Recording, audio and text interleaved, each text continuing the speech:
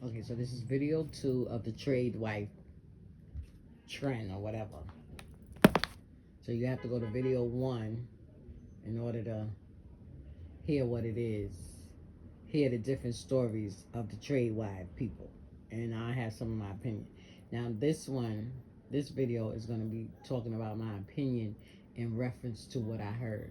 Now, it's very sad. I feel very sad for these women. Now, let me see. When was this? Oh, this is 2 months ago. So I don't know how long that video, those videos of the ones of me hearing it was up, because my daughter had to tell me, well, mommy, the video could have been uploaded 2 months ago, but the actual story could have been 5 years ago, 10 years ago. And you're just now seeing it, right? So that made a whole lot of sense to me. So I really don't know whether this is a video that been up already with these people. But since she got it out, since she brought it, the young lady, which the name of the video that I'm commenting on, or whatever you want to call it, is the TRADWIFE influencer illusion selling you a lie.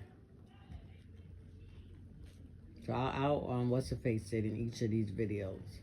I'll put the link in these videos so y'all will be able to see where it originated, my comment originated from.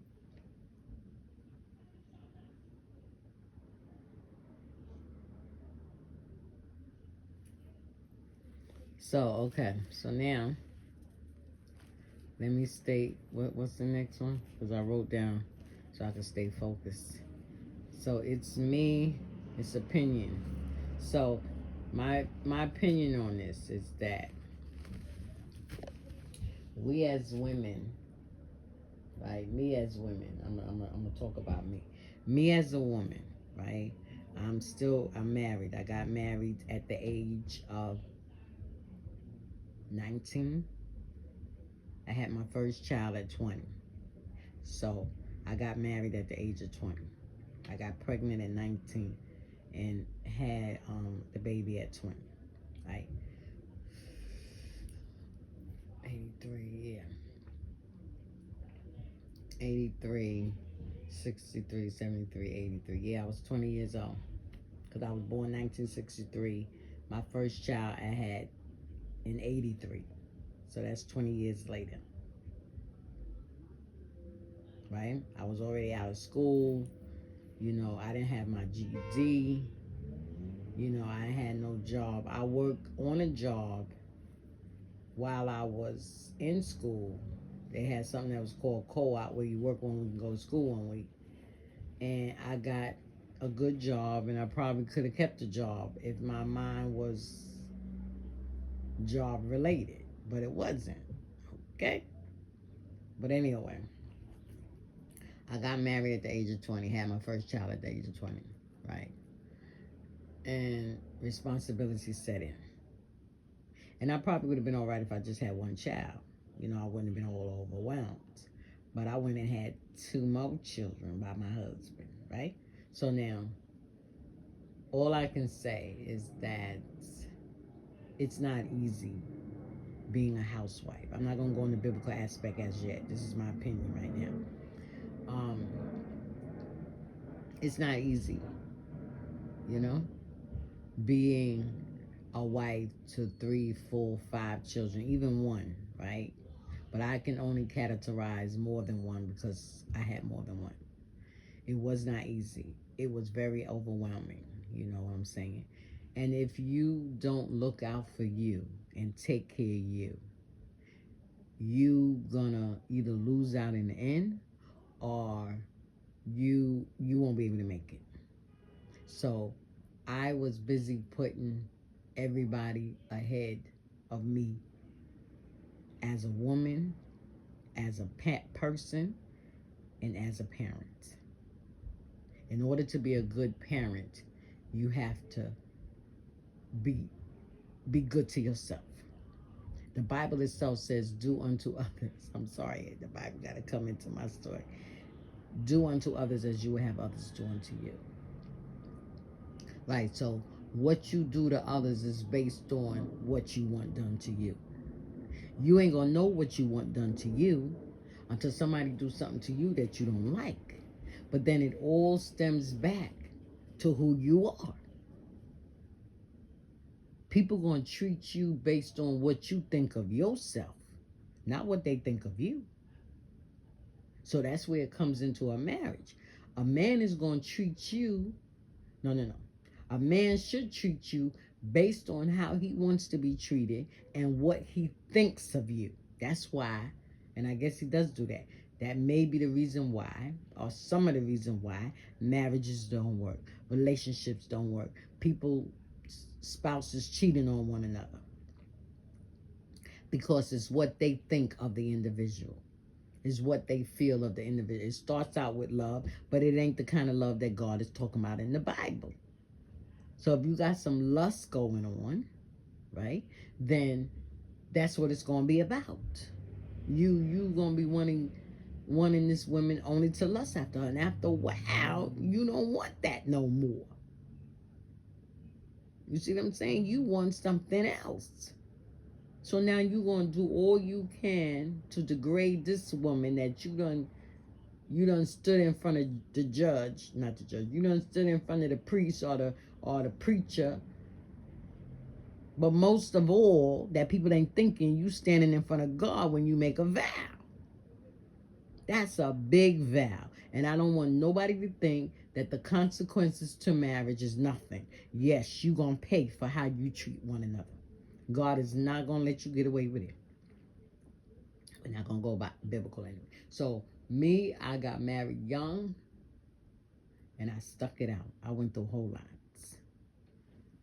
And I always felt that if I get saved and I get God in my life, everything going to be fine.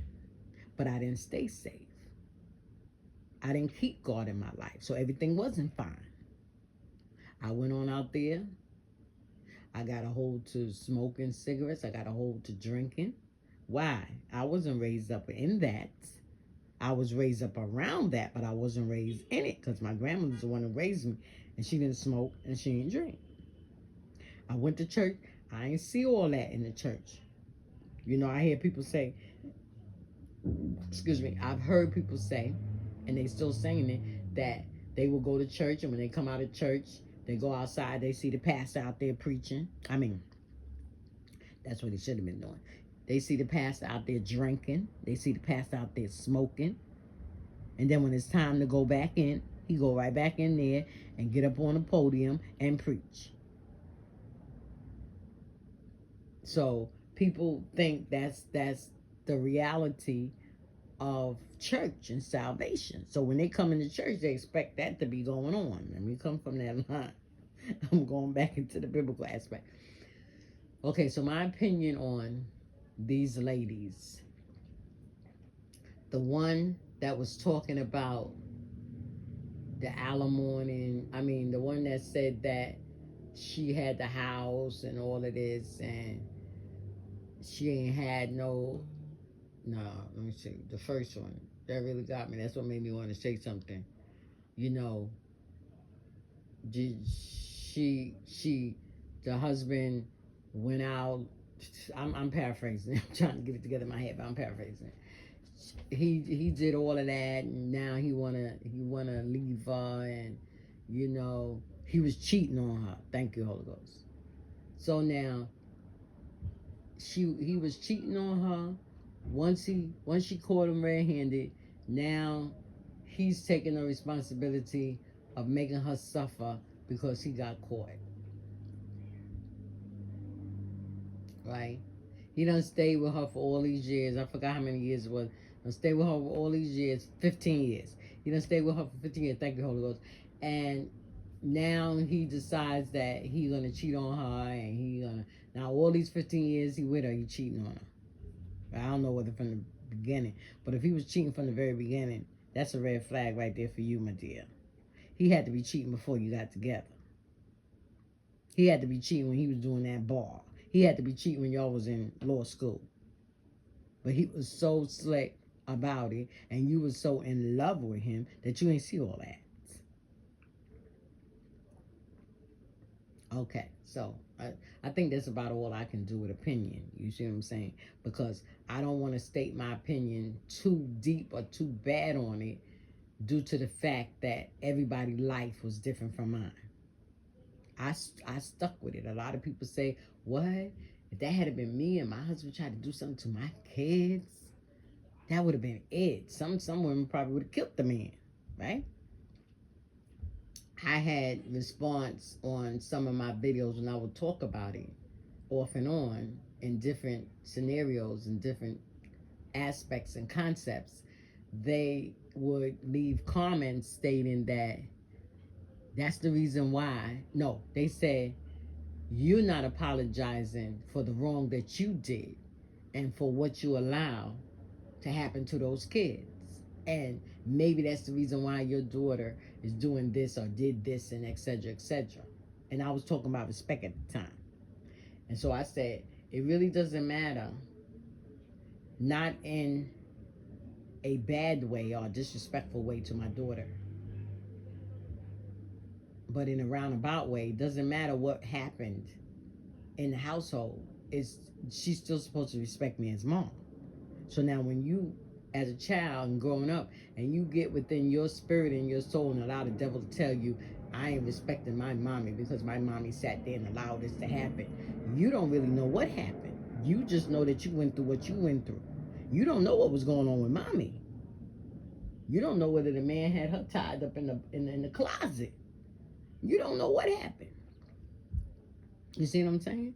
So therefore, when the person said that, I had to say, okay, I understand, and I'm not going to knock your opinion or whatever you feel. I said, but one thing I could say, you don't know my life. Because they were saying at the end of it, make this make sense. I said, I ain't got to make nothing make sense. Anything that goes on in my life, I don't have to say nothing to the YouTubers to make them understand, to make it make sense to them. Oh, okay, I understand. No, you don't have to understand. I can talk and talk and talk, and people can comment and say, I don't understand. I don't know why you did that. I don't know why you married a man. Or you should have married a man. Or that should have happened to you. Make it make sense. I don't have to make it sense because this is my life. You see what I'm saying? This is my life. You know what I mean? So therefore, what happened in my life, unless you experienced it the same way I did, or in the same aspect as I did, you don't understand it. And you would never understand it. So I'm not going to sit here and spend hours and hours and hours trying to explain to a person that I don't even know, that don't even live in my house.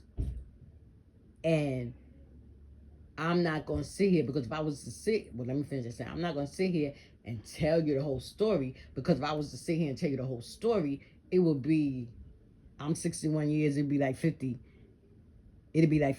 years that I got to tell you what happened in my life, right? So I can only tell you what I feel to tell you, or what God leads me to tell you, so that you can understand a little bit of my life. But I'm not telling these stories for sympathy. I'm not telling these stories to talk about my husband, or to talk, should I say, talk negative about my husband, even though it sounds negative. Talk negative about my daughter, even though it sounds negative. But it's only being told to give out a better understanding of whatever it is I'm trying to bring in perspective at the time. So I deal with my husband, what he did to my children. And there's probably some things that I don't even know that he did to them. But one thing I did ask them all, did he ever sexually abuse them? They said no. So then, I can deal with anything, but you're not going to sexually abuse my child, because I went through it. You see what I'm saying? And you're not going to abuse them. You see what I'm saying? At the time I got married, I was very young. I was naive. And my grandmother taught me how to be a wife. She didn't too much give me the insight of how to deal with the wife lifestyle. She just taught me how to be a wife. What is that? Trade wife? How to be a trade wife. How to be there for my husband. How to help take care of my husband. How to take care of the house. I wasn't taught how to do money. And I went to school and math was in there. So you children, y'all got kids with children, make sure y'all check up on that math so they be able to keep up with their money. If they is a trade wife, they'll know how to budget off their money. Don't be like me, spending your bill money. I got a video out there like, I ain't give nobody my money. I take your money and pay my bill with it. And sometimes I take their money and don't pay the bill and do something else with it. You see what I'm saying? When you have a habit, that desire in you is going to take care of that habit. I don't care where it leads you. It led me homeless a lot of times. It led me in the shelter a lot of times. It led me going to the welfare department, getting them to pay my bill a lot of times. It led my lights being off a lot of times. Because I was depending on the system to take care of me. Now I don't depend on the system. I get a check from them. Yes, I do. Yes, I do. That's because I'm not working. So in our city, they have to take care. It's a mandatory for them to take care of people that don't work. But they can choose. They can pick and choose who they want to take care of. So if you get blessed to be taking care of them, getting a check, and they ain't messing with your check, and they ain't messing with your food stamp, and they paying your rent, you better accept it and do the right thing. Because they could easily, out here in New York City, they can easily take it away from you. So I took care of my family up until where we are, and I'm very proud about it.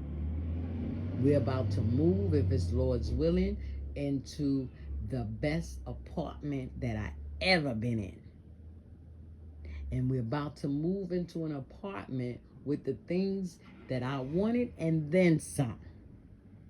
So it pays off in the end. God will look out for you in the long run. Now we're going to go to my hand itching. I have to get some anyway. Now we're going to go into the spiritual, the Bible aspect.